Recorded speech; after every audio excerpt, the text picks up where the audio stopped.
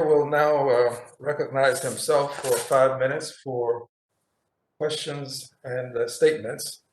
And my first statement will go to Ms. McDaniel. Ms. McDaniel, as it relates to this subcommittee, I think you may have made history today by announcing your pronouns.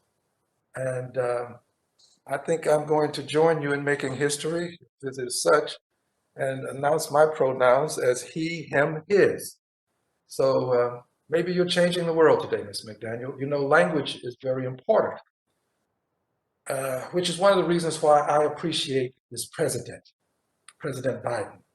He uses the language of the suffering. If you want to change the status quo, you have to change the language. You cannot use the language of the status quo and change the status quo. And I appreciate President Biden. Which takes me to you, Mr. Parsons. Sir, you have indicated that you found that HBUs pay an average of 20% more to issue bonds than similarly situated non-HBCUs. My question to you, Mr. Parsons, is this a question, a case of this being institutionalized since it applies to HBCUs? And if you'll give me a brief yes or no, I'll then follow up. Can you please clarify your question, what you mean by institutionalized? Is it such that the institutions that are promoting, producing, promulgating, and perpetuating this circumstance, are they doing it not because they want to discriminate necessarily, but it's institutionalized in their habits, in their norms?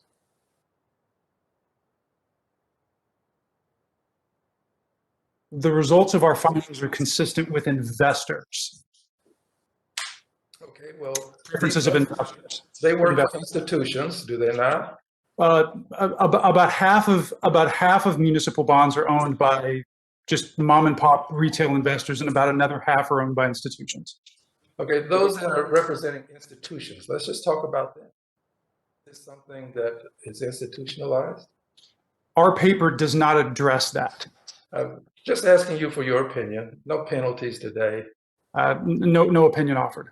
Okay, let's go to Ms. McDaniel. Ms. McDaniel, do you see these circumstances as being institutionalized, this 20% excess charge? It would certainly appear that way. Sorry, you asked for yes or no. My opinion would be yes, that it seems that way. Yeah. Well, you know, I tend to take people to the edge, so please forgive me. But it's just something that a person who's a liberated Democrat does. I'm not a part-time freedom fighter. So sometimes you bring your full-time fighting to the arena where it can be most beneficial. So if this is institutionalized, is it institutionalized discrimination? Ms. McDaniel, is it institutionalized discrimination? It would certainly seem that way. Judging by the outcomes, I would say yes.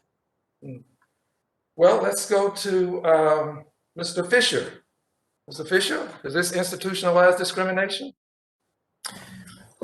I believe so when we're discussing institutional investors. Thank you. As it relates to institutional investors is a good preamble for my commentary, and I appreciate you calling it to my attention. As I move next to Mr. Hall. Mr. Hall, is this institutionalized discrimination?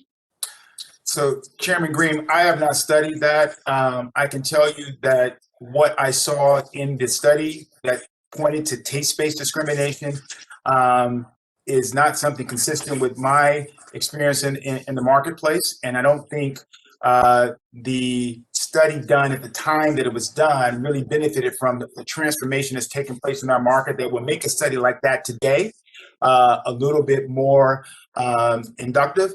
So I can't conclude that I see that there's been institutional racism, sir. Okay. The chair appreciates all of the answers. I have but 22 seconds left, and I try to be a good example for the rest of the committee. So I'll just close with this comment before I give my official closing. We we know and probably can take judicial notice of the fact, I say judicial notice, we do it in court, of the fact that these institutions have been discriminated against in the past. And I think that we probably have to do more to acknowledge and work to acknowledge what the current circumstance is. I'll leave it at that and yield back the balance of my time. No additional persons to ask questions. And as a result, the chair will now thank the witnesses for their testimony and for devoting the time and resources to share their expertise with this subcommittee. Your testimony today will help to advance the important work of this subcommittee and of the U.S. Congress in addressing lending discrimination and systemic racial inequality. The chair notes that some members may have additional questions for this panel, which they may wish to submit in writing. Without objection, the hearing record will remain open for 5 legislative days for members to submit written questions to these witnesses and to place their responses in the record. Also, without objection, members will have 5 legislative days to submit extraneous materials to the chair for inclusion in the record.